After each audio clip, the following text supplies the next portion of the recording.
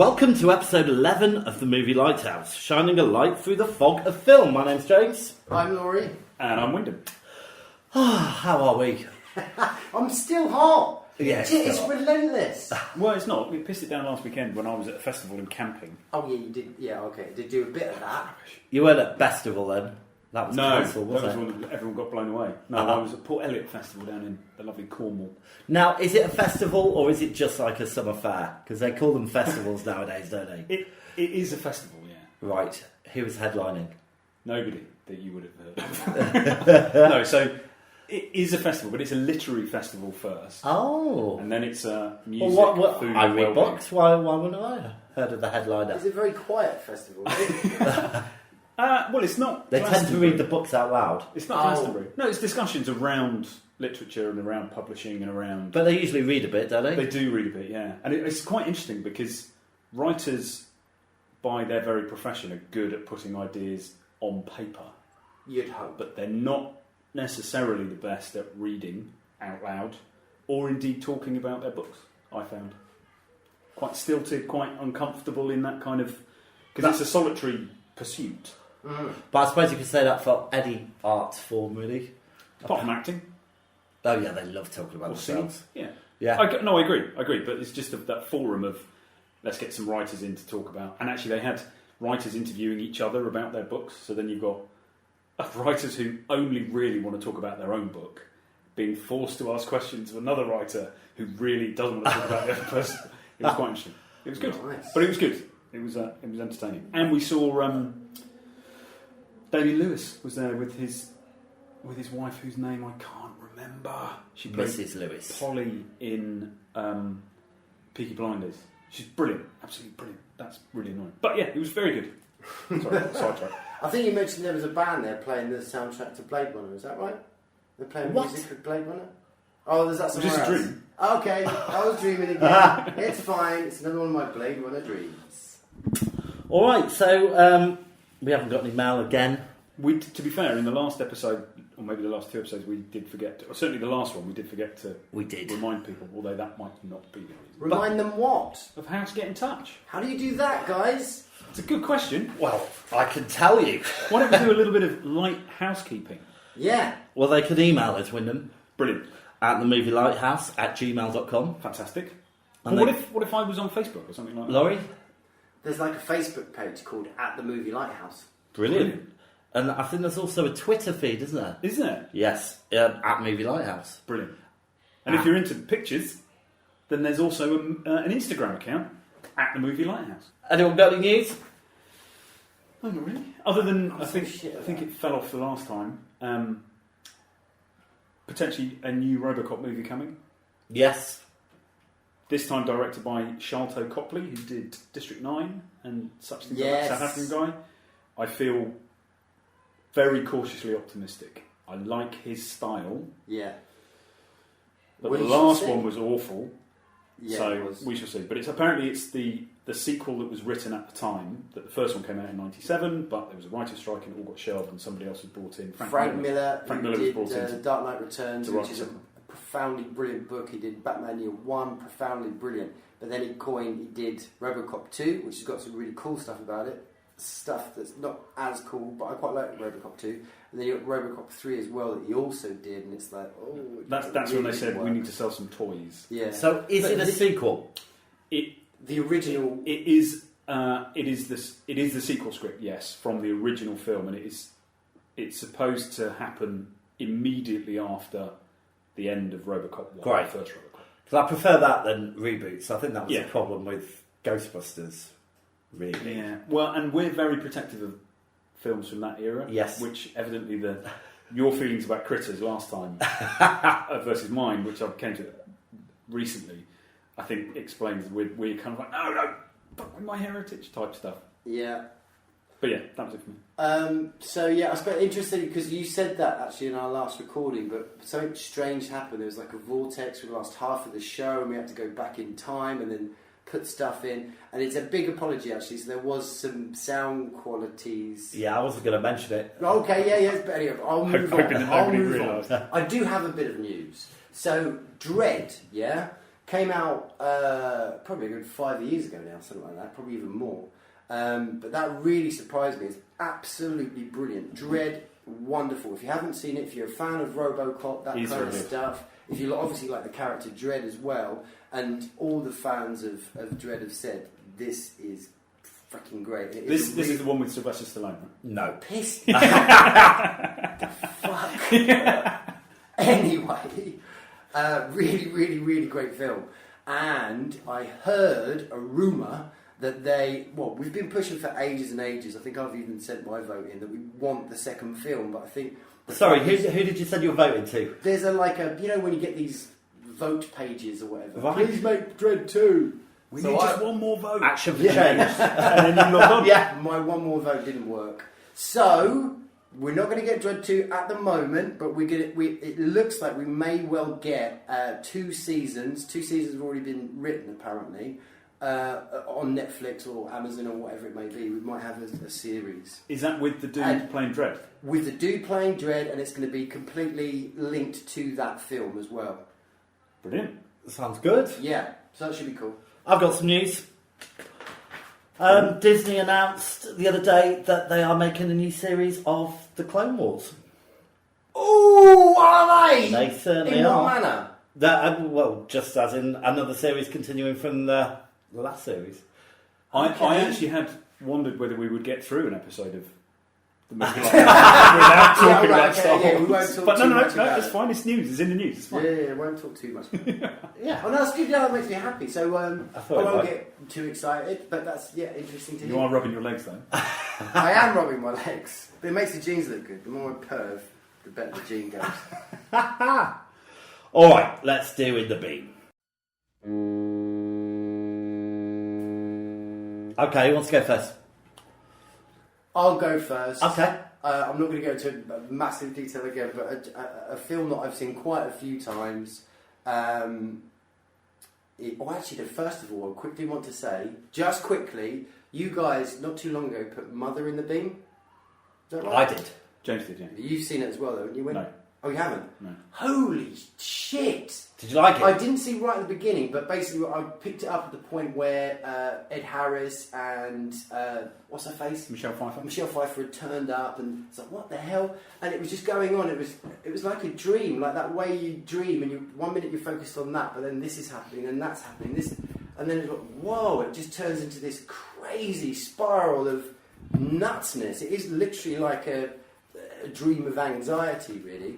But then you get to and then I obviously kind of got into the idea of actually where it's coming from. And I could be completely wrong, but essentially it's kind of about an idea, an artist, a poet, or painter, filmmaker, whatever it is. They come up with this idea that means something, a meaningful idea, and how that grows, populates, infects people, that they get caught up, fanatic, that turns into something strange, weird, and odd, violence, war, end of the world, birth, blah, and exploding, all from one idea, something that just comes from nowhere, from nothing, a little lump of perfection, or a little lump of an idea where it just blows up. Wow, really, really, really great. My wife found it very annoying. She got to this point where it just gets more. It has divided like, people, I think. Please stop. But it's a good film, and weirdly an easy watch, and then just gets faster and faster and faster and harder and harder and harder. So that was good. So that's a good one in the beam. I'll be very quick for my one though. The Draftsman's Contract is a Peter Greenaway film. Basically, what's it called? The Draftsman's Contract. Oh. All right. Could be, well, it is. It's an 80s, maybe early 90s. It was made, but really, you've got this draftsman. So he basically lays down the groundwork for a painter to come along and paint. Really, so very architectural kind of sort of drawer. Yeah. He's employed to come to this stately home back in sort of like Louis XV kind of period. Like the Renaissance. Yeah. That's where's the setting of it. Very luxurious, very opulent. And he basically has to take 8 different scenes of the house from different angles. And as he's doing that, he's unknowingly recording a murder being unfolded. You know, like basically the setup. What, he's painting a murder? No, he's basically like the ladder to the window. Yes. Why is that? That's what I mean. He's painting the setup, the crime scene. Yeah, the setup of this murder that happens, and he gets brought into that, and it's really, really great. It's very theatrical, very, very Peter Greenaway. Amazing soundtrack by who's the guy that Greenaway always uses? Newman.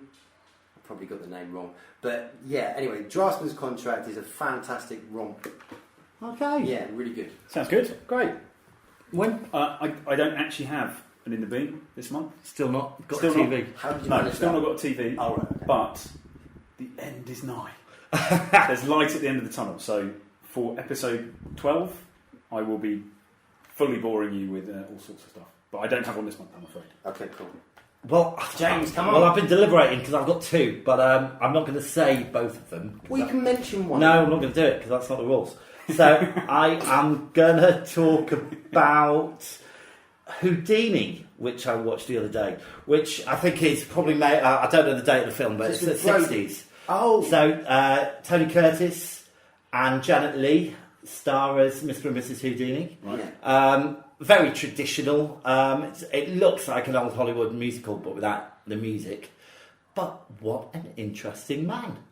You know, and again, I don't know, how much they kind of changed, adapted the story to kind of make it roll along so nicely. Do they keep him a nice guy, or do they go into some dark bits? No, he's pretty much a nice guy all the time. Okay. Yeah. Do you see the stuff where he's like promising his wife he's going to figure out to come back from the dead? Yes. Okay. Yeah. At the end, he touches on that. So after the death of his mother, he kind of investigates paranormal. But there's this whole scene where they go to a clairvoyant and the lights go down, and then there's like these white hands, just basically gloves, floating around, and then there's a head on a stick and stuff like that. And they buy it until somebody exposes it at the time, which I thought makes him quite... what's the word when you're taken in by things? Gullible. Gullible, yeah. But yeah, I thought it was brilliant. And that was on Netflix. So, very good. Go. I highly recommend it. Tony Curtis is always good. Right, let's go on the rocks. Yeah! Cool. Have you got any noise for the rocks? No. Come on, there's always room for noises. And I know exactly what it sounds like. Listen, ready? So here we go again. So have you got a replacement? We were talking about this just before we started, that Laurie can be quite critical without anything to put in place. I'm a very busy boy. 5 days a week. No, seven. Right, so go on then, kick us off. Have you seen anything that you don't On want the to rocks, recommend? yeah, again, it's actually quite a tricky one because luckily, if it's a bit shit, I have the mind to flick it over. So I haven't watched that much shit. Oh. And I suppose that's the idea of rocking stuff, isn't it? I went down and got the Crusades immediately off the fucking rocks, by the way. Let it go. It's right here. See? Undamaged. So the Crusades, last Crusade goes just up there. And you fucking leave it alone. Alright? It's water damaged, I'm afraid. It's not. With them. I do. Oh, No, you no, do? I do. Why do you do this to You've yourself? got time for bad TV. Yeah, I Let's do it for you, people. Time for bad TV. I don't know why, but I watched The Cult of Chucky. Oh, yes. Well done. I've That's seen quite it. a new one, isn't it? Yeah, I think so. Yeah. Yeah, it's. So I remember Chucky coming out. When it came out, I was mid-teens, I suppose. Yeah. Yeah. Really enjoyed it. It's like Garbage Pail Kid, the way you really Exactly. kind of wanted it to go. Yeah. And then I've probably dipped in and out of them since, but not for a long time. And then this was on, and I thought, okay, I'll have a quick watch. It's rubbish, absolute rubbish. Yeah. Yeah, it's just poke. He's so in this one he's learned how to instill his spirit into other. Oh, that's it. Other There's loads of Chucky them dogs. wandering around, isn't But also, you then find out actually I can just do it to any bipedal creatures, so he can just take over people. So he ends up. It's just shit. Don't bother. Okay.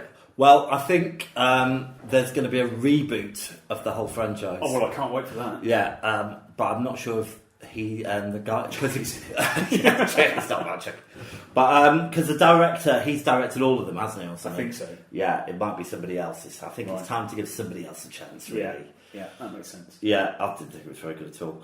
Right, well, mine is kind of controversial Not again. because My genes are I still put it on so- the rocks. But I don't know if it really justifies it, and I wanted to get your opinions because I'm sure you've seen it. Okay, go So on. it is the prequel to The Thing. Holy no, I haven't seen it. No, You I haven't haven't seen either. it? No. Neither of you. No, What's it I'm called? sure you were criticising it the other day. I don't just criticise. Criticise. No, not me. Ah, okay. And you haven't seen it? No, I haven't. All right. What's it called? The Thing, I think. Can't be called the thing. Why not? Oh, the thing I think. No, I think it's just called The Thing. It can't be called the thing. Why can't it? Because the thing's called the thing. Yeah, That's that, the thing. That would be confusing. See, that's the thing. There's other examples of this. Ghostbusters. Yeah, but the second one's called Ghostbusters 2. I'm not talking about Ghostbusters 2. What I'm are you- talking about Ghostbusters with the women in it. Was there no little hoo-ha? Was This there no time hoo-ha? it's... Don't think so. No? No. Fair enough. Fuck off. It's Anyway, cool. let's get back to The Thing. Yeah, okay. Well, now I can't discuss it because you both haven't seen it. You can discuss it. Well, I can discuss it, but I don't know. I thought it was very well made really. You're not in the beam, you're rocking. I know, but I'm about to criticise it. Okay. So I'm But he's criticising. just giving it some. It did a really good. It was trying really hard. But Okay. I think it suffers in the same way that the Star Wars prequel suffered. Because it's just... no, he just rolled his eyes at me. Because it's just filling in the blank. You know where it has to get to a point. Yeah. So you're actually looking at the vehicles and where they park them and then thinking, oh, is that the last... Oh, so you're looking at it from the... Are they German or something? That team? Swedish? Or... Swedish, I think. But, again, Ah. half of them are American. Didn't mention that in the original, In the thing. did they? Well, it's not the original, in the remake of that, because there was a 1950s, The Thing from Another World. Which Yeah. is great. It's very good. It's like one of those... Black and white films always do that. You think, it's just going to be a bit... Wait a minute! This is great! Draw you in, yeah. Yeah, so that is... Yeah, that's a good one. That's a good one. But, and I suppose the other thing that it suffers by is it's virtually exactly the same storyline again, which obviously Right, it would yeah, be, yeah. but, you can't trust anybody. What about the effects? With the budget, half the budget? Well, yeah, I mean, the effects are styled very much on the 1980s film, but obviously they look better because there's more money. Right, or okay. it's easier to do the effects Yeah. now than When was it made then? I think about 6 years ago. Oh, crikey. All right, okay. Right. Again. We're rocking it for now. I'll go down and have a sniff and I'll come back and tell you. Fantastic. the arbiter of the rocks over there. Yeah. He Nice. built himself a little shed. Never treat me fair.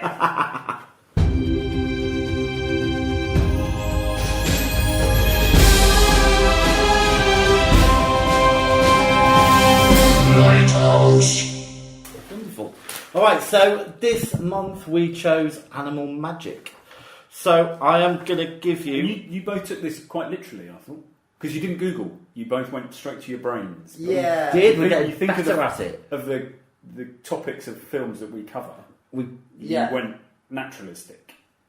Yes, Which we is did. Yeah. Yes. That's not a criticism. It's just. It's I quite decided literal. not to curveball that shit because I'm pretty good at that. And I just went, fuck it, I'm going straight down the animal route. However, I am kicking myself a little bit. Yeah, me too. I wish I'd thought about it a bit more because I think Yeah. I'd have Go on. liked to have done Tusk. Tusk, Right. good call. And that's not literal animal magic, is it? That's not like blatantly obvious animal magic. Well, it's about an animal, isn't it? Well, yeah, okay. I was thinking Beastmaster. Yeah. All that kind of Yeah, stuff. you see, I think Could've been we the- rushed it really. Any of the, Lady Hawk. yeah, but anything with old Ray Harryhausen, all those kind of classics. Oh, no, fuck that. No, that's not animals. They're great. Could It be. looks great, and he's a wonderful artist. but- What's a griffin or something like that? It's not an animal. What is it? It's a magical creature. You said animal magic. Oh yeah. Yeah. Okay. Fair enough. Anyway, we are where we are. Give us some facts about animals. Okay, I will. All right. So I am gonna give you. Let's see what I've got. All right, so I'm going to talk. I've got some facts about. Oh, hold on a minute. Can we do this bit again? Because these aren't very good. I haven't actually read any of these facts. I'm going to say, give us some facts about animals, James. I don't think I've got any. Hold on. I've got the right. Okay. Give us some facts about animals, James. I'll give you some facts. I have got the top 5 grossing films which include animals. Okay, so Kong. we've got. Well, Kong was in that list, but I removed it because I didn't think it was a real animal. Okay, fine, that's what we're doing. Homeward Bound. Mind you, this doesn't stand up to my argument, actually. Babe. Okay. Jaws. Yes. Old Yeller. Right. Oh, that's a bastard film. That was back in the days when Disney would be constantly kicking you in the nuts. Yeah. And then other things like Watership Down. There was Yeah. a thing of our generation where they're just like, kick the kids in the nuts. I think that was it for kids, though, wasn't it? It was like, why should we sugarcoat the world for you, little bastards? Yeah. Yeah. And has that been a good thing? I don't know. Yeah. Well, we're all still here, aren't we? Well, I we're- watched- Very cynical. Yeah, I we watched actually- Watership yeah. Down, and I was really excited about E.T. Loads of hype. E.T. came along. Fucker dies, turns into a white dog shit. Yeah. I got so annoyed at that point. I stamped on my X-Wing, my beloved. I was like, why do you keep doing this to me? I'm a kid. Stop it. And then he came back, but I was really grumpy. Because you had a broken X-Men. Yeah. Numped my bloody X-Wing. Oh, dear. Yeah. Anyway, sorry. Is Howard the Duck on there too? I'm afraid he didn't make the grade, though. I quite like that film.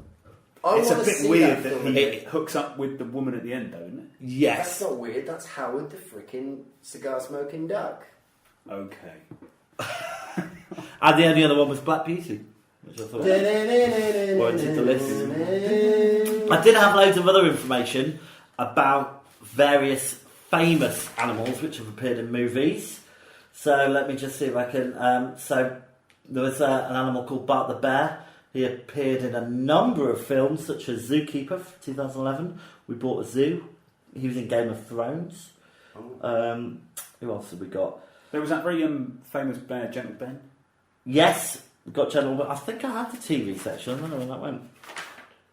Yeah.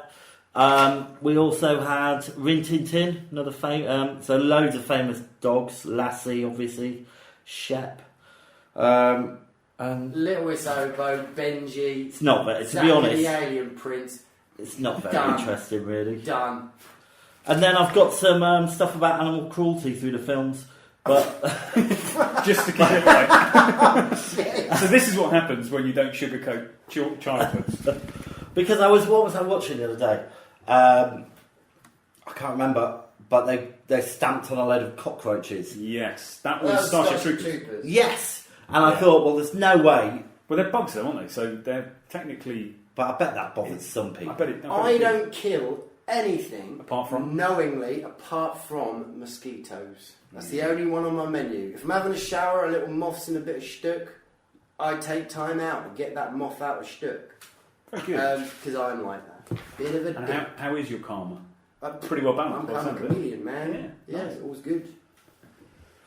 All right, okay, so I'm going to tell you one of these things because I've read it now. Yeah, This is quite interesting. So, Apocalypse Now, 1979. oh, yeah.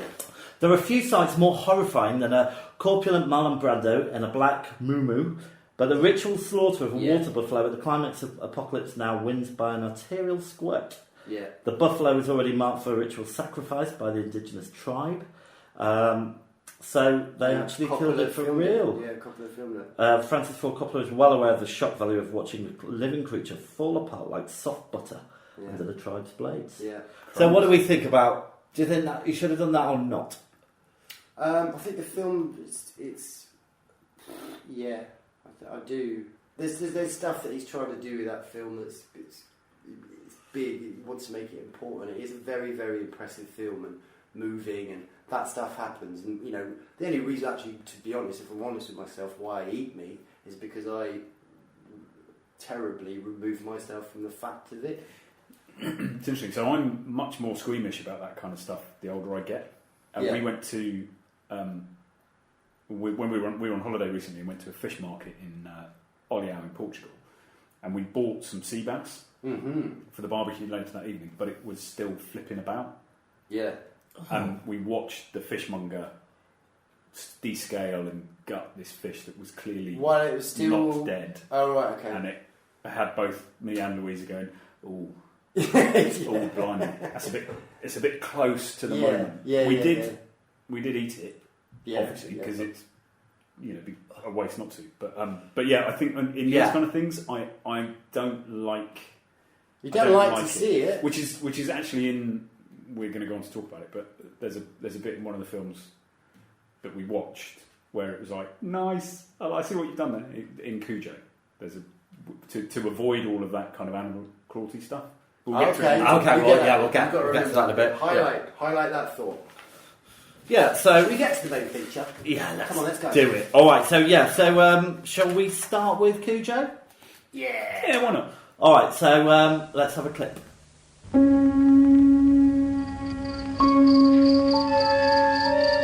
Nothing that lives in the imagination is more frightening than the terror that lives in Castle Rock, Maine.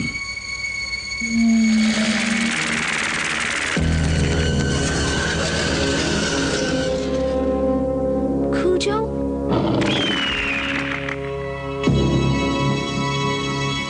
Cujo. Can he get us in here? Okay, so I'm going to give you some facts. It was released in 1983. Director Lewis Teague. He also directed Alligator, Cat's Eye, Jewel of the Nile. That was your other. Cat's eyes, that's Cat's right, eyes, yeah, right, that was my other vote for Animal Magic. There you go. But you said it wasn't an animal. The So apparently I did do a curveball. screenplay is done by Don Carlos Dunaway and Barbara Turner, using the pen name Lauren Currier. Box office, it made 21 million domestically. Oh, good. Fourth highest grossing horror film of 1983, just behind, can you guess what any of the others? 1983, horror, was that Poltergeist around there? Ooh, no. Oh. Amityville. Jaws 3D, Psycho 2, okay, Twilight Zone the movie. Oh, okay. So there we go. And notable actors, so we had Dee Wallace as Donna Trenton. Yes, Dee Wallace. Do we know Dee Wallace? Yes. Go on. She's in another film that we reviewed. Ugh. She's in Critters. She's the mum That's in the one. Critters. She's the mum in E.T. Yes. She's a very good in mum. Alligator 2. She's not quite an alligator. Ah. She's in The Howling. And, all our favourites, an episode of Taxi. Which episode of Taxi? Alex Romance. There you go. Right, so we've got Danny Pintaro as Tad Trenton. Daniel Hugh Kelly as Vic Trenton. Yeah. Christopher Stone as Steve Kemp. Ed Lauter as Joe Camber. I'm not going to go down anymore. Yeah. All right, so who wants to give us a synopsis of this film? I'll give it a go. Okay, so... When I said that, I was kind of meaning Wyndham. But Fuck it. no, do it. I want to see if you can condense the film into like a synopsis. So what have we got here? So basically, it's kind of one of those films that you can quite easily forget really what it is. But when you watch it, is it about a dog chasing after a bunny rabbit? Right, stop. Getting his Stop, head- stop. Yeah. Do you know what a synopsis is? I'm saying. No, do you know what a synopsis is? You say like the back of the video covers. All right, okay. It's Like that. It's a situation. A woman and her young boy are trapped in a car while a rabid dog is outside trying to get in. For quite a big section of the film. You're done. But that is not it. Cujo is not that. Carry on. Do you want to have a go on your synopsis? No, that covers I it think for you me. did it really well. That's not it though. That's not this film. Carry on. Well, I also have written down that that's not what the film's really about. So, Yeah. So, all right, okay. So, let's get on with our first memories of this film when we first saw it. Wyndham. I first saw this film yesterday, Yes, you did. and it's a film about a rabid dog. Whatever else you do. So It's a Stephen King book, right? Yeah. It was based on a Stephen King book, and there aren't that many likeable people in it. I think it was one of the first things I noticed. So the Cujo is the dog of a mechanic's son living out 7 miles outside of this town. I like Cujo. Cujo, I like. I like the son as well. He's alright. Yeah. But nobody else is of they're all We'll really- get on to them in a minute. Oh. So the first time you saw it was yesterday. Yes. It struck me as this is Jaws on land. It's a furry Jaws. Yeah, that's not a bad way to sum it up. There are definitely similarities. And your point about Watership Down earlier, Yeah. that opening is just like Watership Down. Is it? With the little bunny rabbit Yeah, with a The rabbit- bit at the start of... Yeah, of not Cujo. the start of Watership Down. No. Which is a cartoon in a cartoon, isn't it? Indeed, yeah. But no, not the start, but the bit where the dog is chasing the rabbits. Yes. I was like, that's not Watership Down. Oh. Yeah. So we're saying like the first time we saw it. So it took me a while to see this one. So I probably saw it about 15, maybe 20 years ago, something like that. So I was old. I was already into horror. I was already into film. And at that time, I remember it really surprising me. I thought, shit! I never realised it was this good. I never realised this film was going to be this good. So yeah, and I suppose we'd probably go into all the stuff that it really does deliver, because it's really not about just a dog getting his nose bitten by a bat when it gets its head stuck down a hole. It's a kind of... By the way, Jaws is not about a shark. As is this. It's not necessarily about a dog that's been bitten by a dad. It could be, now slap me if I'm being a bellend, kind of a metaphor, a warning of extramarital sex. So I I'll be going with I that. completely disagree, because I was thinking about this, and the events, for her having the affair, in no way led to her being in that car. The serial poisoning everybody led to her being in that car. You know, about the husband being away. Yes, you're right. Yeah, so actually... Yeah. So she's not to blame. Yeah, she is blameless.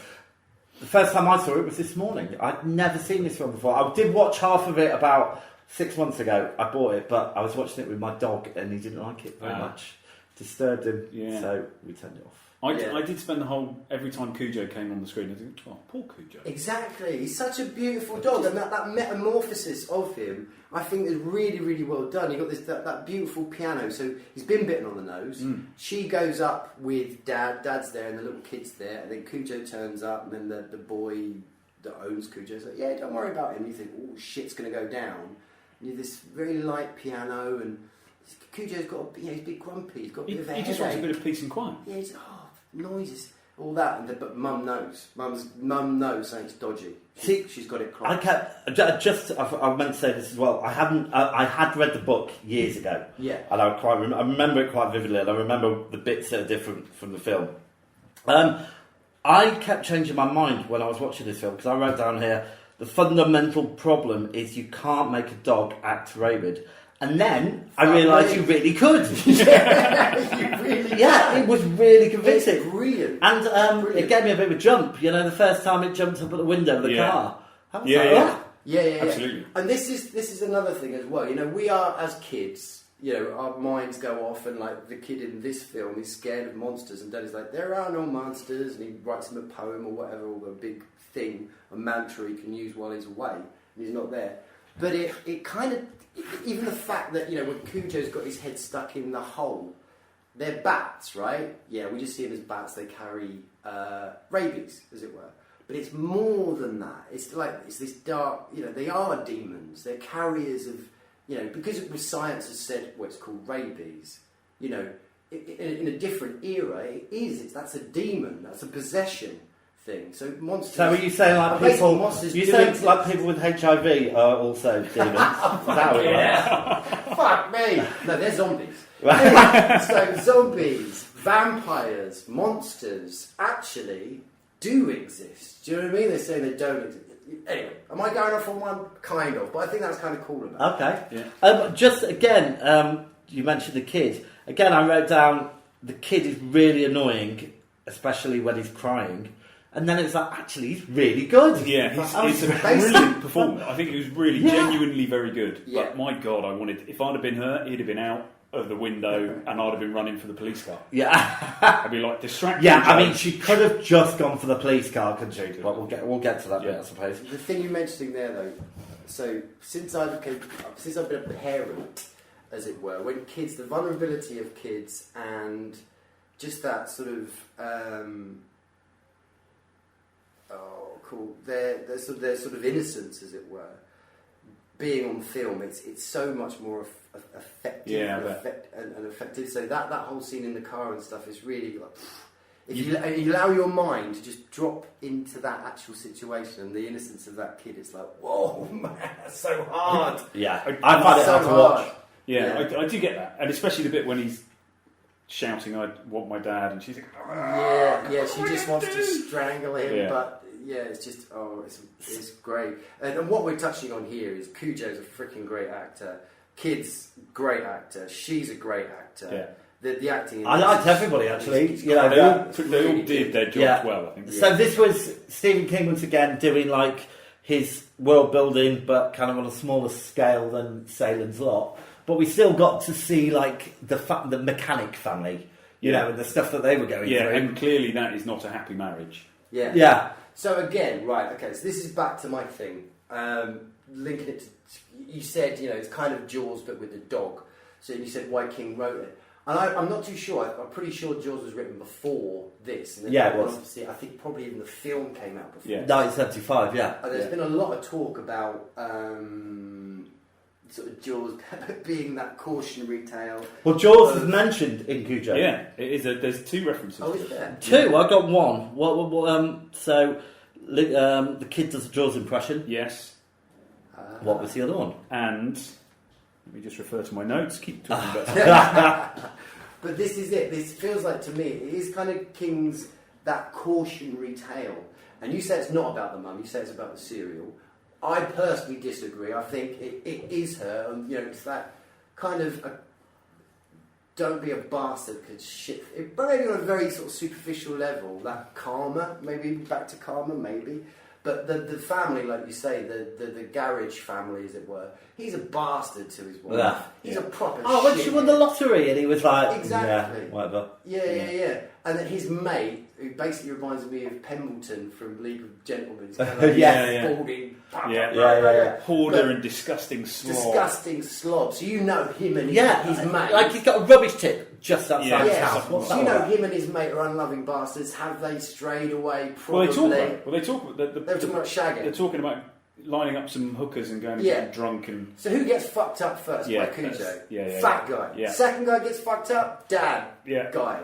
Third person is the mum. He's after the mum. So it's this kind of don't be. Oh, is that why you're saying the moral piece about the mother? Yeah. It's like this karma. Don't be shagging around, bruvs. Well, I disagree because I don't think it has that. There's no link in it. There is no link. It's not literal, but this is. But what he does is create a world of all these interesting things going on, which don't really have anything to do with the plot. Yeah. Well, so her affair with the town stud. Jesus, there's thin pickings in that town. He's the stud. And you know, we haven't spoken about this for a number of episodes because we've watched films that don't get rapey. But Oh yes, yeah, I wrote that down. awful individual. Yeah, but that scene was to show that he was completely an awful understand individual. it. And I understand it, but Yeah. it's just those moments where you just go, "Oh, somebody's stabbing." Yeah, and I think that's where the Stephen King films work. He doesn't get any comeuppance, so your moral tale doesn't stand up to that. Well, He I doesn't don't. get I a can't remember comeuppance. what happens in the book, but I don't. Well, he ends up alone. Because he admits trashing the house later. Oh yeah, But because he hasn't, they assume he's Vic comes back and assumes he's kidnapped yes. the mother and the kid, and because that story goes away. I also like actually sometimes when films or whatever puts work into perspective, because there's this thing where the dad is trying to call and he can't get through to them. Talk about that? Yeah, so basically he's part of this ad campaign. They did this big ad campaign. It was a very, very strange ad campaign actually, because I think their line is, bear with me 1 minute. Nothing wrong here. Nothing wrong here after he's taken a spoonful. About So I was cereal. thinking their angle is, like the medieval king food testers. Is that their angle? Because that's what they would do, wouldn't they? The king would get his food and they'll try and go, no, nothing wrong here. Or they would just make sure they don't fall over. Or just don't die. Yeah. So that's kind of what this guy's doing. So anyway, this massive ad campaign goes tits up because actually the cereal is making kids piss pink and puke pink. So he has to go off this really important He's really thing. invested in the professor as well, isn't it? He's really invested in that The guy. character they have saying, nothing wrong here. Well, that probably paid for his house. And his Jaguar. Yes. But he's neither is there. Cosworth. Sorry. He's there and he can't get in touch with his family. Yes. He gets to that point. And this is after he's found out she's had an affair. Yeah, but he gets to that point, it's like, fuck work. And Yeah. we all, I'm pretty sure us guys, we spend so much time in work. And then it's just that, I don't know, that little reminder that fuck work. I like to see it in films, I agree. context. Yeah, because the reason was he'd discovered she was having an affair, she had ended the affair, and she had told her husband, I've ended the affair, and then he gets called away to a board meeting at the time this ad campaign's going wrong. Yeah. And so as he leaves the house, she's going, I can't take it back. And he says, neither can I don't know what I'm going to do. So that's the kind of, is he going away, and when he can't get in touch with them, the question is he thinking she's still having the affair, or is he concerned there's something wrong? Yeah. And after 2 days, that wins out. So the balance of what he's going to do kind of tips into the, well, then my family, I love them, I'm going to go back and You've find got- what's going on. So over half of this film is the setup, basically. Yeah. You know, you've got the ad campaign thing, you've got the affair bit going on. Yeah. I mean, she doesn't. It's only when she gets trapped in the car. Which is a really simple scenario. It's a really simple situation, isn't it? Mm-hmm. But like, fantastic. Every little You would think there'd be an opportunity over the course of 3 days Yeah. for her to get away. Yeah. But there wasn't. Did you watch the film? There freaking wasn't, man. when Cujo goes and sat on the body. Yeah. Yeah. When Yeah. she woke up Ah. and turned around, and Yeah. Cujo was saying, so when I was a kid, I was scared of dogs. It's only relatively recent, last 2 or 3 years, that I've got over my own fear of dogs. If I'd seen this film when I was younger, It would take me longer. holy shit! Oh my god, no way. But it's a great situation. You know, you're just stuck in a car. It's contained. They're running out of water. A tiny little bit of water left. It's getting hotter and hotter. Yeah. The dog's out there. You know, at one point he has a massive attack. He manages to get in the car. I remember in the book they go to great ends about how much food they've got. Like they've got like half a bar of chocolate or something, and It's great. you know, and they're picking their way through that. And there's a massive change at the end as well. Oh, from the book. Yeah, you know, you don't get that thing that happens in the kitchen. Right. Right. So, but I don't think they'd have been able to not do that. We're allowed some spoilers, though, right? Yes. All right then. The Yeah. bit in the kitchen's fine. It worked. Fine. It's great. Yeah. Well, the- you're talking about Cujo coming back. No, I'm talking about the kid dying. The kid surviving. I think the kid dies in the book. Oh, fuck. Right. Fucking hell. Yeah, which is kind of similar to if you've seen The Mist, yeah, which is a slightly unhappy ending. Fucking it's hardcore. If you've ever got a ball in your bag about hardcore endings, that's the freaking one. But I must say actually, there's really nothing I don't like about this film. Literally right. Oh, I do. What about the music? It was very intrusive. I mean, I could hear it all the time, and you're supposed to not really notice the music. And like Cujo had his own theme tune every time he appeared. They'd be playing that. So I thought that was weak. What's wrong with a dog theme tune? What about the makeup, special effects? Brilliant. Yeah, actually, they're pretty good. Yeah, again, I thought they started a bit weak. I thought the blood on the nose looked a bit stupid. Yeah, but it just got better. But you think about the makeup with the kid as well, because he's getting more. Yeah, that was good. He's like, Cracked lips and pallid complexion. Awful. But Yeah. I don't know whether I didn't Google what actually happens to an animal when it's got rabies, other than it foams at Foams at the the mouth. mouth. But he was green snotting from the eyes as well, and that was good. Yeah. Yeah, it looked good. He Yeah, looked pretty beaten up. Do you remember rabies being a really big thing in the 80s? I remember there been lots of programs about it, Well, dramas. Yeah. But we there don't were have even rabies. like, There we was have one- like sort of There was a- in between TV shows or whatever, you have like a social awareness, like don't pick up fireworks kind of advert. Are you sure you're not thinking about AIDS again? Look. Because that was the big campaign of the 80s. There was that. That was the other one. But we had, firework campaigns. Don't pick up fireworks. click, safe and click, put your seatbelt on, Don't drink Yeah. and drive. Yeah. and rabies. We Are you sure? Because we've never had rabies in this country. I know, but we haven't had it for years. There was an advert campaign, and I remember being on All right, holiday if there's an in ad the campaign, then we'll hear it now. See, I told you there wasn't. 80s. What did you just hear? What did you just hear right there?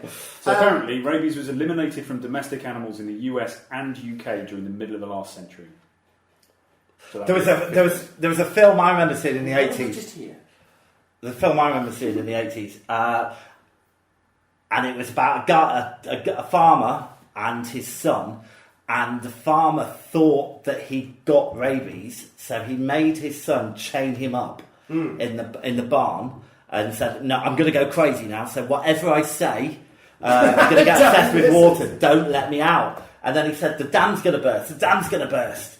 But the sun wouldn't let him out. And then at the end of the film, he got out, and it was like a massive thunderstorm, and it came raging towards the house, and the dam had burst, and he saved his son. So there you go. Wow. That was all just there. One more thing that was big in the 80s. Affairs. No? I don't know. Well, I don't know. I thought it'd be going for a while. I remember being a kid and everything seemed to just be about... Well, it was Dallas, Freaking Guinness, all that kind of affairs. stuff. What was everybody's favourite camera shot? The bit where, so Cujo managed to get in, he smashed one of the windows, she manages to get him out, shuts the door again, and then it's just hysteria. The camera Yeah. starts Right, spinning. that's the one, the Yeah. spin. Yeah. Yeah, So yeah, it's... yeah. The I kid's don't- wigging out, Yeah. she's wigging out. So Well, she's been bitten, so she's passing out. That Oh, yeah, must have that's been a right. remote control camera. It could well be on a pole that's been greased, and And who's spinning it then? the spinny guy who's above Who's- it, he's spinning it Right, so he's being suspended from a wire. from his ankles. Yeah, I thought it was pretty good. Right up to the end scene, though, it's great. And the end is really subtle, well, more for what it could be, where she just walks out with the kid, dad sees her, and he goes up to her, Yeah. and takes the kid, and it's free frame. Yeah, well, that's for the alimony, isn't it? He just wants a child. Oh, Doesn't right. care about her anymore. Yeah. So there we are. Anything we didn't like? I didn't like that little rubbish dump outside the man's house. I thought it was poor sanitary. It was conditions. very unsanitary. Yeah. Yeah. I don't know, it was all right. Yeah, there was nothing- It was nothing that it stood out. I thought it was very melodramatic, but Yeah. that's just the time it was made, really. Yeah, and actually, I think weakest performance was probably Vic, the husband. Yes. I thought. Or Yeah, He's all right, he does his job, but Exactly, he's- he does fine. Don't worry about that. It's a really good film. Cujo is a surprisingly good film. anyone tell me the sitcom that it was referenced in for an episode? Remember when Rachel watched it on Friends? Oh, right, okay, did she like it? She was very scared. Oh, was she? Yeah. Oh, okay, bless her. Right, I suppose that's it, really. Yeah. Anyone got any best lines from it? Any lines stand out?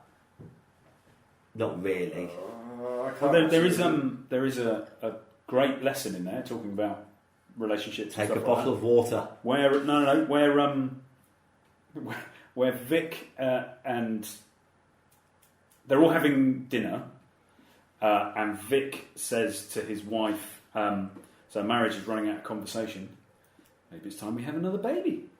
Yes. And then the kid does the Jaws thing, and there's only one Jaws reference, but it's like, no, don't have another baby. Maybe get involved with a rabid dog, and then rekindle the love. Imagine the men needed to have had another baby if they went with Yeah, the He's original done a ending. little bearded one that looks like the guy out of Halloween 3. And he was like, why does he look like that? It's because it's his. Everyone's favourite scene. I Or don't favourite know. moment. I don't know. It would probably be one of the close-up shots of Cujo's. Yeah, it would be the- I think it was when he jumped up and it actually scared me. It I was jumped. she had opened the door and couldn't close it in time, and he was in the car. It actually put me in mind of what was the Australian Razorback. Razorback? Yes. That kind of just constantly can't stop him. He's just coming. He's coming. Oh, and when he was driving his head into the side of the car. This was the bit I referenced earlier. The cruelty to animals.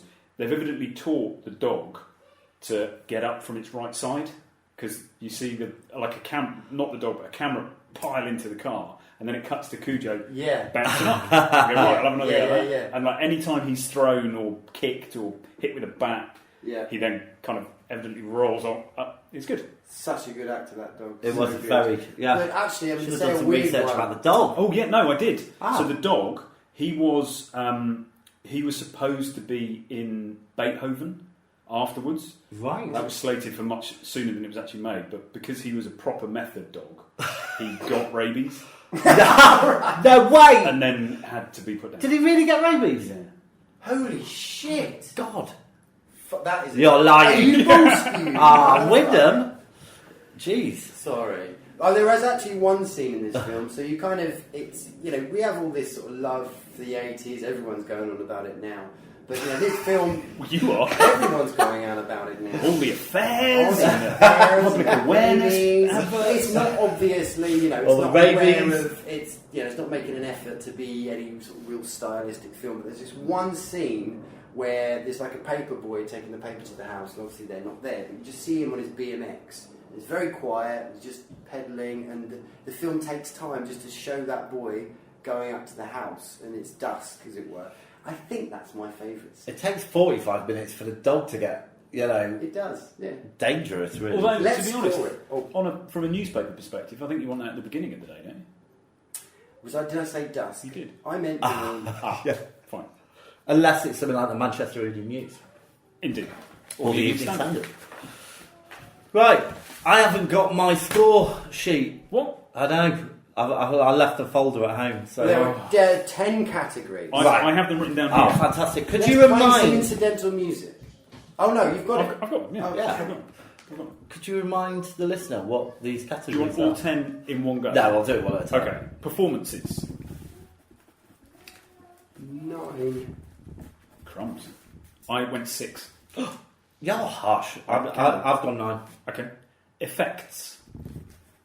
7. I went 7. 6. We're good. Plot. 7. 7. 5. Direction. Well, I went 6. for that spinning technique alone, I'm going to give it an extra point, so I'm going to give it a 7. 6. Okay. Cinematography. I gave it 5. For that spinning shot alone, I'm going to give it a 7. I'm going to go 5, even though it's probably higher, but I'm just going to go 5. Sound. Oh, 1. Wow. I went 5. 5. Originality. 8.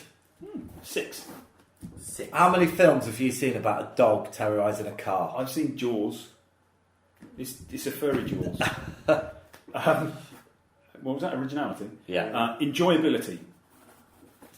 It's a surprising 8. It's really great. Yeah, I'd give it an 8. I went 6. Rewatch factor. 4. 3. 4. And life changer. 3.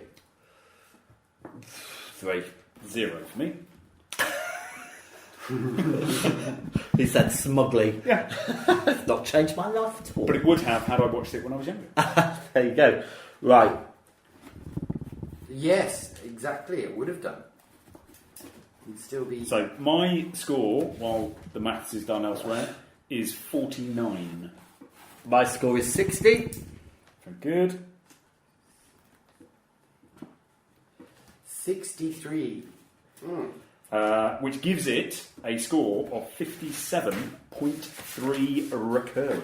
Yes. So, 57. 57.3 little while. Okay, so that puts it just below Blood Feast, but above Critters. Right. For me, that seems fair. No. it's better than Blood Feast. Oh, yes, but I meant in relation to Critters. Yeah. Yeah, I think, yeah, well, it's yeah. But Let's just draw a line under it, shall we?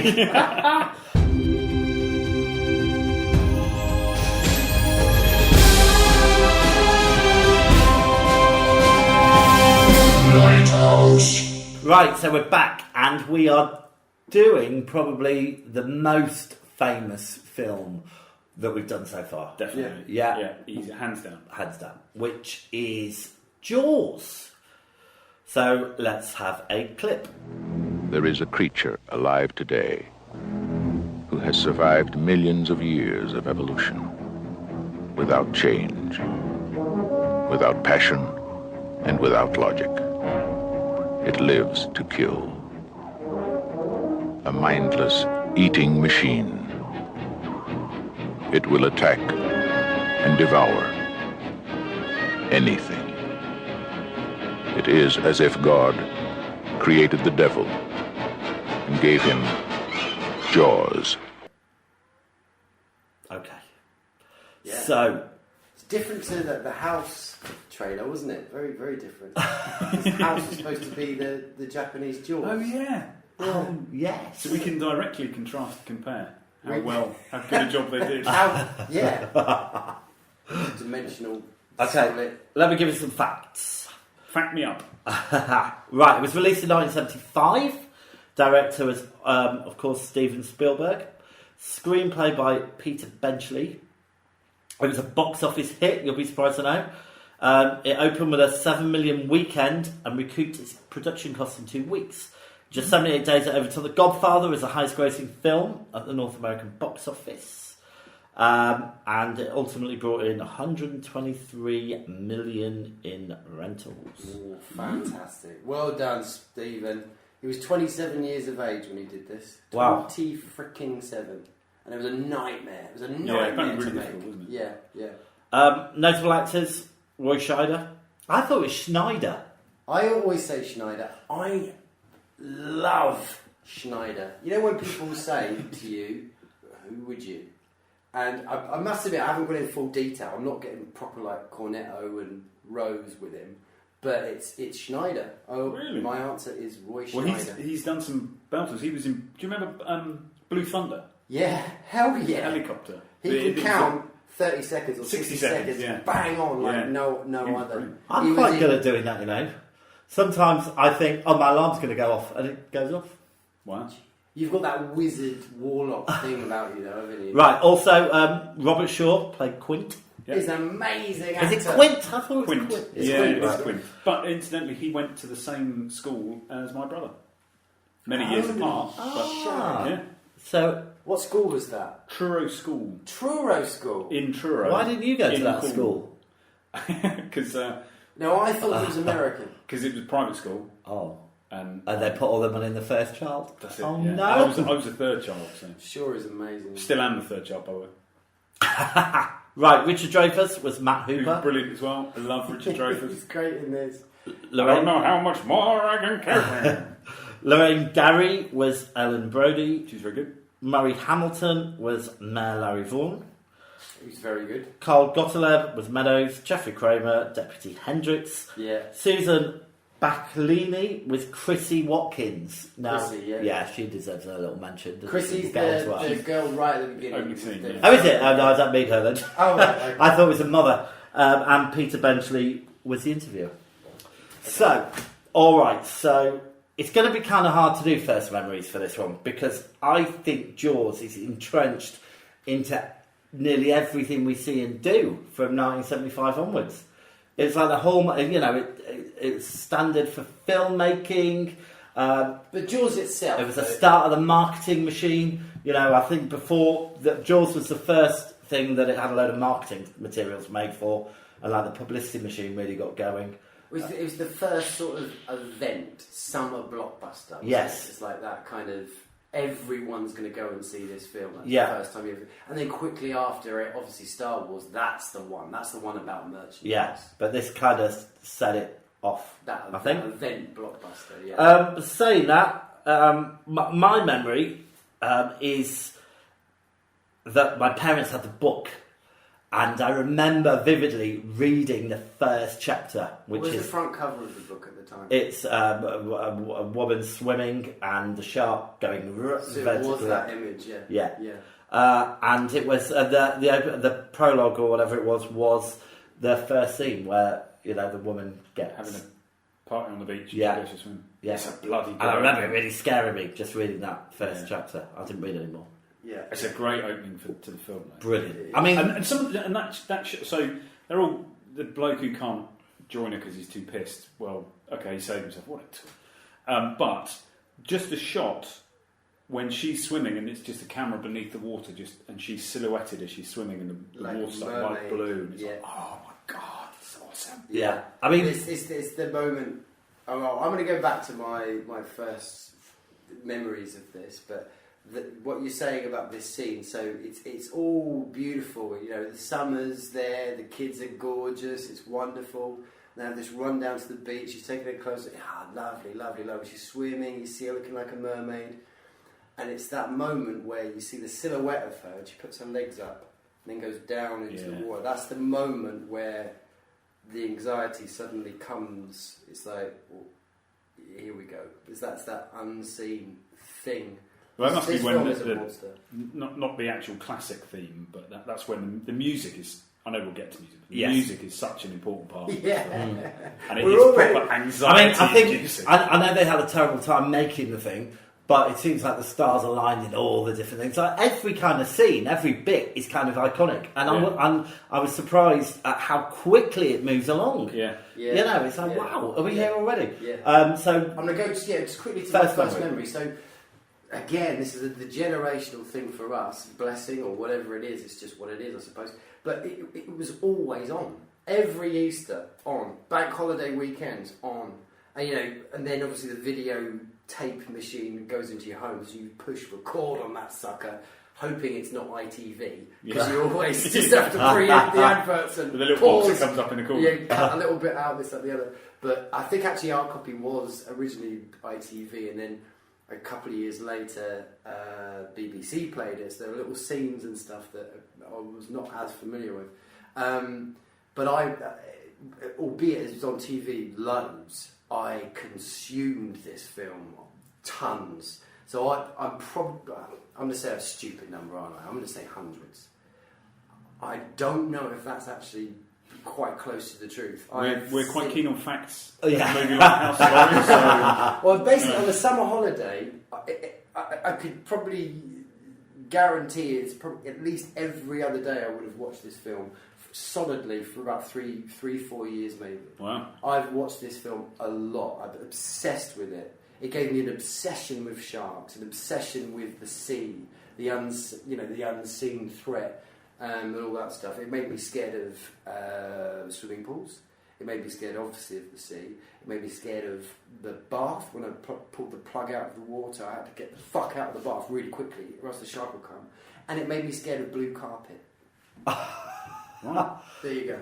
right, a little insight into Laurie's mind there. And Thanks for that. Roman's future. Yeah. And what about your? Critters? Yeah, all right, fair enough. It didn't go down very well. But I said, I went Jaws, and my wife went, no, it's not going to happen. I think that's probably Yeah, right. it would Yeah. ruin your summer holiday as well. Yes, it probably would. Because there are loads of shops that didn't. Yeah. Recent Yeah. attack, yeah. In Spain, All over the Cornwall. place. in Barcelona, Right in the middle, yeah. Barcelona. So come on, what was your first memory? I wasn't as young as Laurie, I don't think. I think so. It's quite hazy because, as you say, it's such a and catch-all film that we're all so familiar with. But I think I would have been in my early teens, and it would have been right. on the TV. Right. Oh, no, maybe 11 or 12, just before my teens. Right. And it didn't promote in me a fear of the water or anything like that, but it was like, holy, I'm just jumping at everything. And just that constant, well, no, not constant, but that instantly generated anxiety Yeah. when the cellos come in and you go, oh my God, something bad's going to happen. Yeah. But it's brilliant. But thinking back, it's, you know, we watch it now, and because I'm still struggling to separate out. We're trying to be a bit critical because we're doing it for this, watching it for this podcast. But there was nothing I didn't like about it. As I remember, it was just like, it's amazing. It's such what I thought is it's such a fun and hopeful film. You know, the music is either the da-da or it's very jaunty, happy music. But everyone's having a really nice time all the time. You know, it's except when they get eaten by sharks and stuff. Yeah. But I thought it was very hopeful and it's just so good. It's so good. It's one of those things that you thinking about. We obviously haven't got to scores or anything like that yet, but you can tell when it's got a really good director, it's got some really good actors, it's got when all those things are coming Yeah. into But place, can whereas a you lot tell? of what we've... Well, I think... You just take it for granted. It just feels right. That's what I mean. Feels good. That's and what I when mean. you actually do go back to it, maybe with a little bit of a pen in your hand or whatever, you're paying them a bit more attention. Yeah. It's like, fucking hell, this is profound, really, really well crafted. And again, when I've come back to it this time, actually on this watching, I've discovered it's not about a shark. It's nothing to do with a shark. It's about a dog. A rabid dog. There is a dog. But I'm just going to flip back as well, just very quickly again. Apologies, but you said you saw it when you was 11. I think I was around 6, 7 when I first saw this film, and I actually do remember the first time I saw it because I remember finishing seeing it and going out and playing with my mates out in the front of the house, and it'd been on TV, and we were all just talking about it, and I was changed. I was completely. That film changed me. And my back garden, we used to have this broken down old car. It was just like a husk of a car and some pallets, some wood pallets. So that became the Orca. So we'd be playing Jaws all the while. I'd be demanding all my mates were playing Jaws with me for hours and hours and hours and hours. Just an absolute obsession. And then fell into sharks and all that stuff that were in my dreams. And yeah, it's wonderful, wonderful, profound horror. And yet, from a certain perspective, it's a shame I could never go into the sea and stuff like that. I'm a good swimmer. I swam fine, but when everyone else left the swimming pool, I'm the fuck out. But as an imagination and as that thing, this film gave me tons. Brilliant. Okay, so let's talk about the world building again a little bit. So, the town of Amity. Mm-hmm. Okay, I've been fortunate enough to go on the Jaws ride at Universal. Oh, that was the dream, It's man! gone now. It's gone now. Gone. And it was very much like the film, actually, because you have the shark, which looks just like the shark in the film, going under the boat and then jumping up and all that kind of stuff. But what really made that ride was, the guy who drove the boat. Quint. No, in the park. Derek.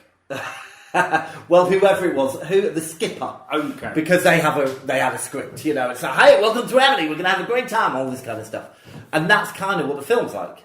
Yeah. You know, they're gearing up for their summer. It's you've got all the characters of the town, and you know, I thought that the mayor, it was the first.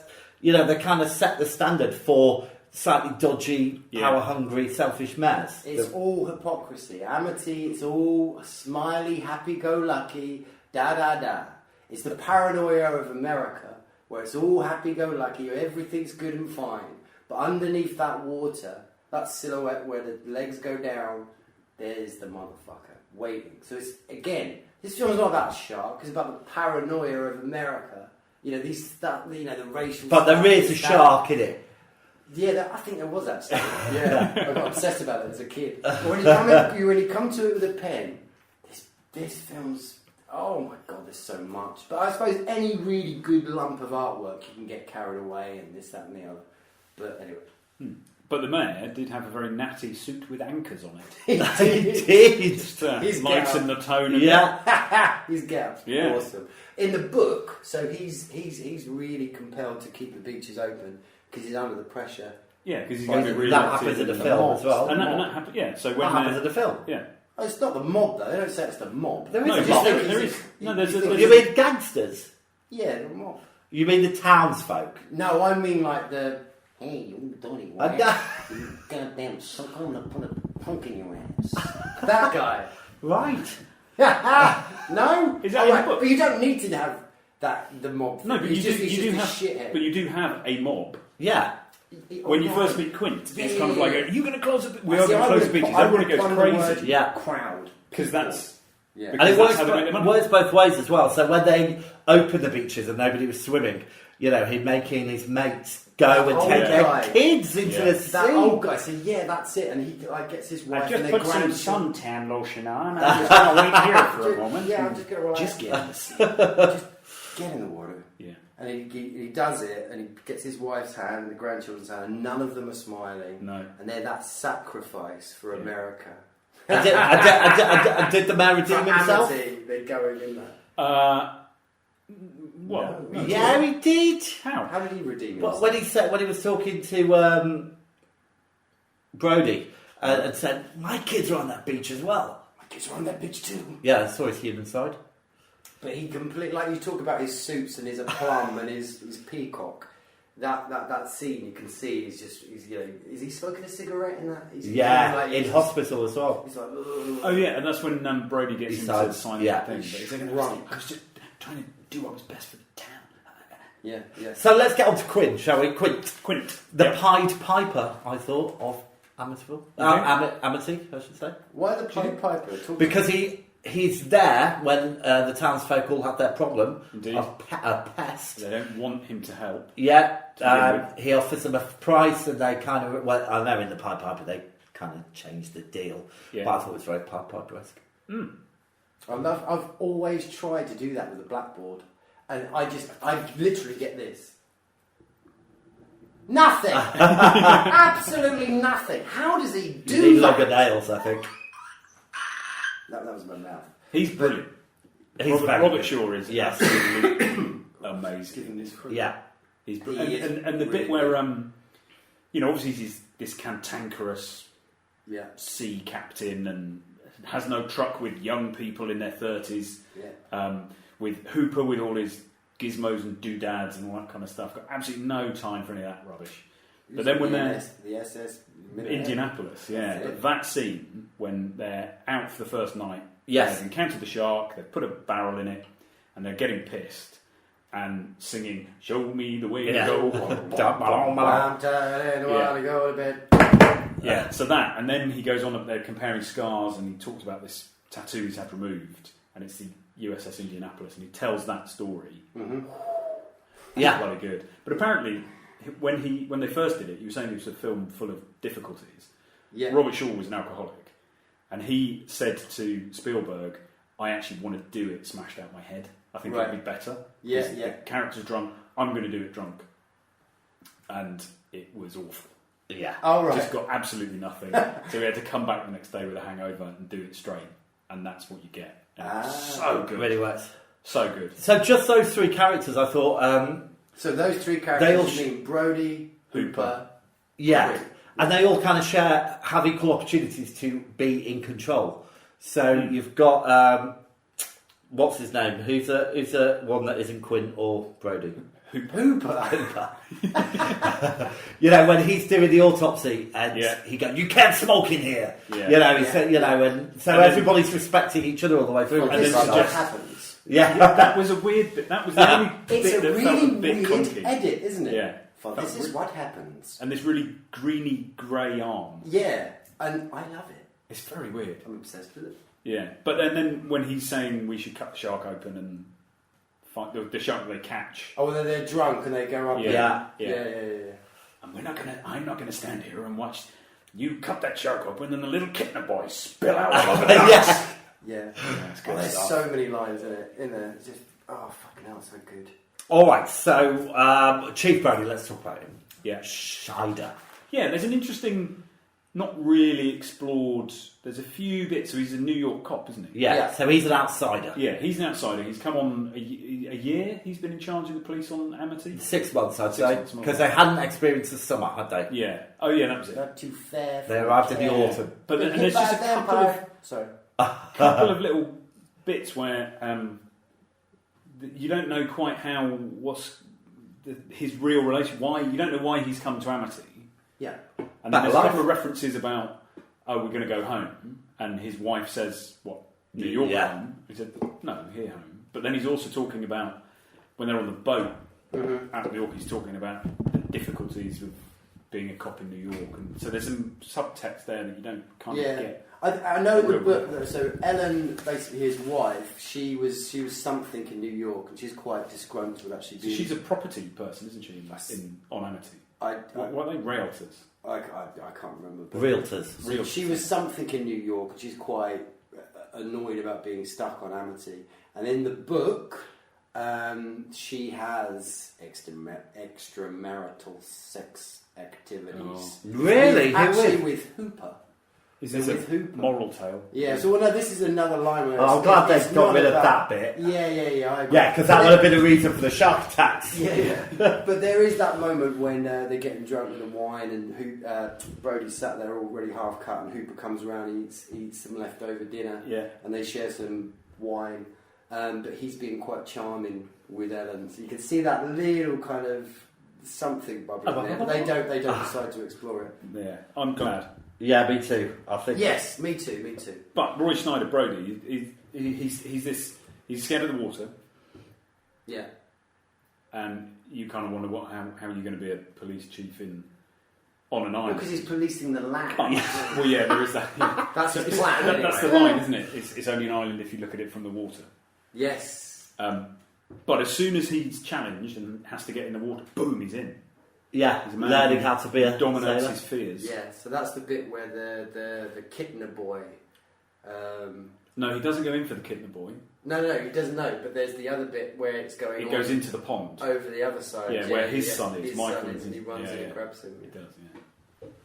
I like him. Brilliant I would. I've gone that far. Well, I would. We've got a picture of like not a painted drawing, a painting of Roy Scheider in our kitchen, and it's with a cigar in his mouth. It's just brilliant.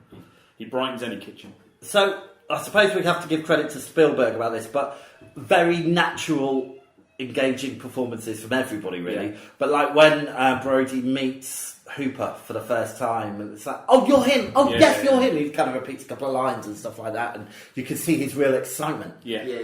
So that was nice.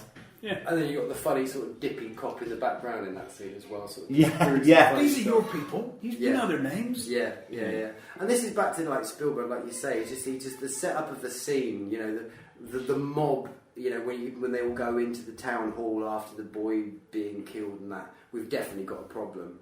And they're all just like saying their own bits. We can't shut the beaches down, blah blah blah. Only for 24 hours. Only for 20 little cuts of people, and you get their idea. And it's well done, Stephen. All right, so let's talk a little bit about the shark, the effects. So I know that they had loads of problems with the shark, which meant that they didn't show it half as much as they were going to. Which is great. Exactly. But only because you pair it with John Williams' soundtrack. Yeah. Yes. Yeah. And that. So if I think ordinarily you can quite easily separate effects and sound, but it's such an integral part to the effect that you kind of think the shark is, yes, it's the mechanical thing, but it's more. It's more John Williams and his. And did you notice that when the shark, I don't know if it's every time, but when the shark actually attacks, there is no sound, there is no music. I did not notice that. There's a couple of they do allow themselves to that, but yeah, you're right. It is quite sort of stark. You hear the water, you hear the sound of what that act would be. Don't you? You're right. Yeah, I did quite like the only bit that was a bit not jarring is the wrong word because it isn't, but you've got the anxiety-driven, portentous dude, all that kind of which stuff. Which is such a great motif. Dude, brilliant. Yeah. And then so they put some barrels in it, and the shark runs with the barrels, and he goes, Which goes back to the hope again. Yeah, exactly. You know? It's hope. But exactly. but whose hope? They're trying to pull up. I know what it is. They're trying to drag it out of the water. That sort of fear, this unforeseen threat is going to try to pull it out. So that's why it's done. But that music is kids running in a field with no fears. It's like that. It's just super happy. But what it did do was it lifted. But it lifted the spirits of the film. So so many 70s films are so depressing and dirge-ridden and stuff like that, especially all the sci-fi ones. You know, like Soylent Green. That's not why they did it. The reason why that music's there is because it's from the boy's opinion on the Orca. They liked it. And the viewer's opinion. And it lifts. We're going to pull it out. I mean, the shark, again, if we're going to go back to that whole...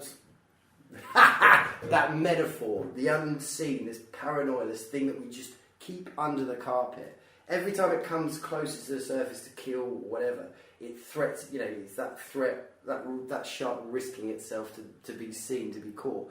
And these barrels that we're lumping into it, this air that we're lumping into it, we're putting it closer to the surface. So that music is perfectly placed literally for that. That's just it's just that hope, exactly like you say. But with regards to the dating, that motif. So normally, not normally, but a lot of the time when musicians they come to approach a subject or whatever, there's like a thing where like Beans means Hines, or Quincy. All right, hold on a minute. Where's he going? Yeah. But this with I think Jaws. he's pulling out the fact there's just 2 notes. Yeah, but you can't go Jaws. It doesn't work, does it? You don't have to put the words into everything, though. I tried it out. It doesn't work. But Stravinsky, there's Stravinsky. Superman. They did that on purpose. Anyway, go on. What's your point? Superman. Exactly, it works. But with Jaws, it's a Stravinsky thing that I've noticed. I can't remember actually what the composition is, but this is a thing that they lifted from that. I think. All right. Yeah, I'll stop it now.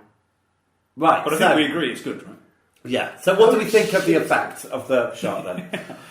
Do you know what? I remember having read and seen all those interviews about, this is really problematic. It doesn't look very good. I don't think it looks that bad. It doesn't look that bad. The shots towards the end are when it's great. eating its way down the ropes to get to the orca and eat Quint. Yeah. Okay, that is a bit. Come on. But it's its own thing, isn't it? The shadow of it under the water looks really good. Yeah. One that there's a shot where you're right above the orca actually, and it swims underneath. Yeah. Is that what you did? Yeah, that's exactly what I said. Absolutely gorgeous. No, I think you said a shadow. The shadow of it under the water. No. It's from the top, looking down on the boat. What? You actually see the shark swimming underneath. How would you see the shark's shadow? Where would the shadow of a shark be? That would be underneath. Yeah. Right? So that's what I meant. Oh. It's all getting a bit fractious. Come on, Yeah, it's too hot. It's too hot. It's very hot. I should have my shorts. I should do my 3rd episode. But I thought so it is about the shark, but it's not just the shark. The effect once Quint has been eaten, yes, and the shark comes back and comes through the side of the orca where Brody's trying to find stuff to kill it. Yeah, and it's just got lumps of Quint in its teeth. Yes, yeah. That's nice. That's very good. Nice. Yeah, that's good. I think when it's quick shots on the shark. I mean, thankfully Quint's slight overacting. I would imagine was getting eaten. I suppose. Yeah. Was kind of detracted from the shark a little bit, but again, it's 50 years old, nearly. 45, 40 years old. Yeah, that is that thing. I mean, I personally, I think it even adds more to it that the shark doesn't actually really look like a shark. It looks like Jaws, like that. The bit when he jumps out of the back of the boat, it is a bit wonky, and it's its thing. It's this. It's its own kind of thing. But those other 2 bits where, when the shark goes into the pond and the guy with the smallest rowing boat in the world gets tipped over and he gets his leg bitten off and his leg drops to the ground. Ooh, it's all getting good. Yeah. And then when they've cut open the shark that they've caught and they've decided, okay, we're going to go and find the shark tonight, and they come across Ben Harper's boat. And bit where Hooper goes into the water and he's just taking the tooth out of the hull and that head comes through with an eye missing. Yeah. When I first saw this, that shit me right up. Yeah. It's still good. It's a great scene. And you can understand why he then loses his... and drops the tooth. Yeah. In the book, he doesn't got the tooth, apparently. So, memorable scenes. Wow. Right, for me, it's got to be the mother losing her son. Where she slaps Brody. Alex. Where she slaps Brody. No, when she's... her whole bit, really. Yeah, she's brilliant. And that's the thing I remember when I first saw it, how that stayed with me, how she couldn't find her son, all that kind of stuff. And the costume was brilliant as well. Yeah. The big floppy hat and the swim gear and stuff. But she was fantastic. It was not a bad performance in this whole film. And then when she's back on they've caught a shark, and she walks towards Brody and says, "You knew there was. I just found out you knew that somebody had been killed by, and you did nothing." Mm-hmm. Slaps him, walks away, and then the mayor said, "Oh no, she's wrong." And says a lot about Brody, and he goes, "No, she's not." Yeah, he turns around and walks away. And it's like, like you, bro. Yeah. So that's mine. That's very good, Laurie. It's actually probably that scene above the orca looking down, you seeing the shark swimming underneath it. That's the truth. And the one that sits with me is that face coming out of the hull, because that's the one Yes. that strikes me from when I first would have seen it. Yeah. But just from the perspective of the shots in this, I love the shots where Quint is at the end of the pulpit. Yeah. You know right at the top. So that first barrel, and Hooper he says, "Tie me off, Hooper," and he goes and gets the little electronic radio transmitter. Yeah. And so by the time he's tied the barrel off, Quint can't put it in the shark's head. He puts it next to its dorsal fin. Yeah. And he just turns around, Hooper! rests his Hooper, where his are gun you? across that pulpit, and the sun's setting behind him, and it's just this amazing shadow of him. You can just tell he's sat there going, "You." It's brilliant. And did you? You all seen the bit with the shooting star? Yes. That's the first one that he... Yeah. Because obviously Jaws was the only film that he did before this, so this is the first one where he put the shooting star in. I didn't think he put that one in. No, I that thought was that real. was a real one. That was real. That was probably... That happened Yeah. Oh, wow, that's wonderful. But Yeah. So every film after that, Yeah. he always put because the he had shooting such star in. success. Yeah. That's wonderful. I like cheddaries. You know cheddaries? They're like little sort of... Mini cheese- cheddars. Yeah, mini cheddars, those kind of things. I Right. think the normal standard size one's called a cheddary. Right. But yeah, even mini cheddars. I eat them in a particular way, and that's Quint's way. Right. Yeah. Ah. I I'll always find do him. Quint And kill him. every Christmas when I get my Quint on. All right. I do a So similar thing with Dirty Harry with hot dogs. Just wait until the cavalry arrives. as you know, it spawned 3 sequels. Yes. Jaws 2, which was that the one that was Brody again. That was with the It's electricity. two one. Yes. sons. Yeah, they yeah, go yeah. off onto the boats for That's a one. trip. Yeah. Well, Jaws for an 3D was the one set in the water theme park, Yeah. Yeah. and then obviously Jaws: The With Michael Revenge, Which had at least 2 different endings. which we know about. Yes, 2 different versions of the film because I saw it recently, and I was very excited to watch the bit where they're flying in the aeroplane to Jamaica. Is it Bahamas. Yeah. Oh, yeah, Bahamas? Bahamas, yeah. And the shots of the shark also heading that way. That had been removed. Yeah. I've not seen Jaws 4. Oh, it's brilliant in a Why, terrible it is, way. No, it's not in a terrible way. So it comes It back to is the family. So you really have terrible. Ellen, you have the original Ellen, Yeah. you have a photograph of Brody on the wall. Brody's passed away. No expense spared. all his cigarette smoking. But it's more connected to kind of, like Jaws 1, Jaws 2. It's a terrible, terrible film. But we're not going to review it now because we have got to move on. Okay. So we're going to score it. All right. Performances. 9. 10. On the wrong page. 9. Effects. 7. 8. 8. Plot. 9. 7. Now I've come to it with a pen, it's... Oh my goodness me. I'm going to go 8. What was that? 9. But that's not why I said that. Was that plot? I forgot what we... Wyndham, can you read them out? Because I can't read my writing. Yep. So that was plot. Yeah. Great. Direction. 10. Shit. 9. I've gone 9. In what way did he not exceed your expectations? What? It's that dodgy cut. For this is what happens. Yeah.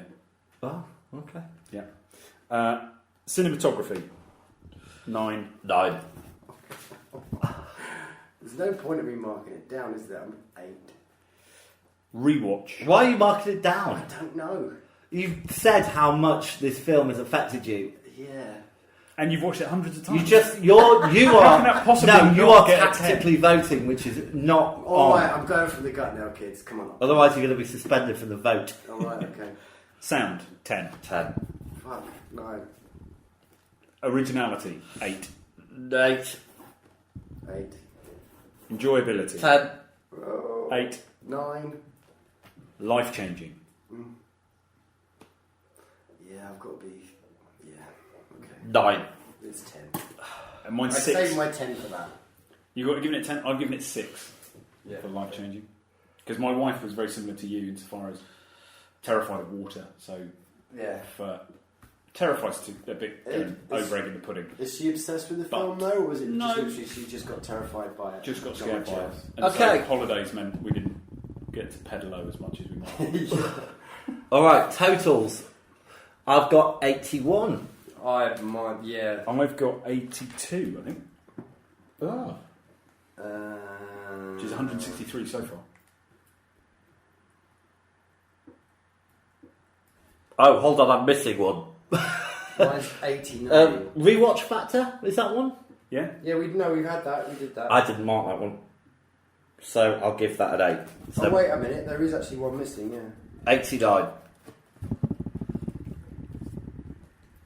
Have you all got 10 scores? No, which is why I've added one. I had 9, so we've added 1. Yeah. Sorry. So effect, no, we did effects, didn't we? I'll be doing it again from next month. Thanks. I think that would be best. Trying. So then what's the turns total out- score? 89. 89. Laurie, total score? 96. Fuck it. Bloody hell. 82 equals a grand total of 267. Jesus. I think we know we might have a new I leader think we might. with a movie lighthouse score of 89. 89. It is yours. Turns out Jaws is a good film. And that's what I meant earlier. When I was, 27 years old. My goodness. And there is this thing as well that they say if you have a really hard shoot, if it's really, really problematic, Texas Chainsaw Massacre. it's a sign that you've probably got something in the bag. Yeah, Wizard of Oz. They were both difficult, weren't they? but this is what I meant. Well, it was for that munchkin that was swinging at the back of the set.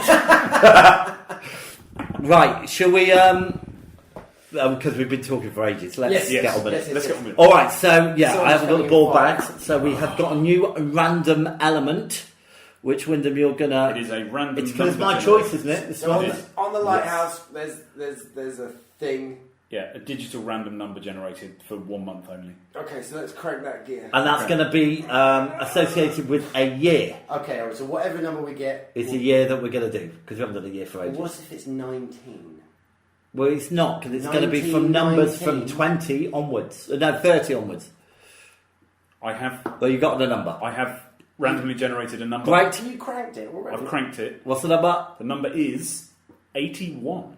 81. Dirty dog. Right. So we'll have a little break and then you can tell me your choices. Fantastic.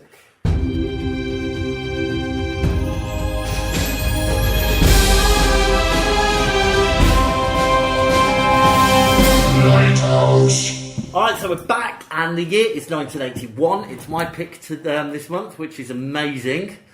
You deserve it. Yeah. You've been really good. Ah, great. So, Laurie, let's have your first choice. My first one is... Just say one film. It's the obvious one. When I looked at it, but then I suppose alphabetically as well, it does pop up quite quickly. It's fucking awesome. The American Werewolf in London. Ah, okay, great. Alright, Wim. That was also one of mine, but not the one I've selected. I have gone for The Evil Dead. And that's the first one. Yeah. Okay, Laurie. Now, I was looking through on my phone and stuff, and there's loads. This is a good healthy, year, isn't it? healthy year. It's a good year. So I'm really, really sorry, and I always kick myself at the end of these shows because there's so much other more interesting You're stuff. doing yourself a public service. Yeah, I am. I am. That's what I see Like this kicking show yourself. as. Yeah, oh, right. I got as far as Mad Max 2. Right. Mad Max 2. Have you seen it? You've already said that once before. I know. And I But said no one I haven't shows seen it. Mad Max, so You that's don't need not to- going to get You checked. don't need to see Doesn't- Mad. It's got nothing to do with Mad Okay, Max. just to warn you, Mad not Max. looking good. Honestly, Wyndham. James, it will blow your mind. My second one is influenced by one of our favourite actors from Starship Troopers, Scanners. Oh. Roland Burge. Right. Right, it's definitely not Mad Max 2. I'm sorry. That's the only one that's slightly left of field. The rest are... Okay, it's gonna be American Werewolf in London and Scanners. Ooh, There nice. we are. Nay bad. Yeah. Nay bad. So we'll see you next time for 1981. Make sure you're wearing your... What was around in 1981? Chaps. Power suits. Lederhosen. All of that sort of Who knows? stuff. Spooky dokies. You can't wear spooky dokies, can you? Tiger tokens. Can you wear tiger tokens? I have no idea. Okay. Right, see you later. Cheers. Dungarees. Bye.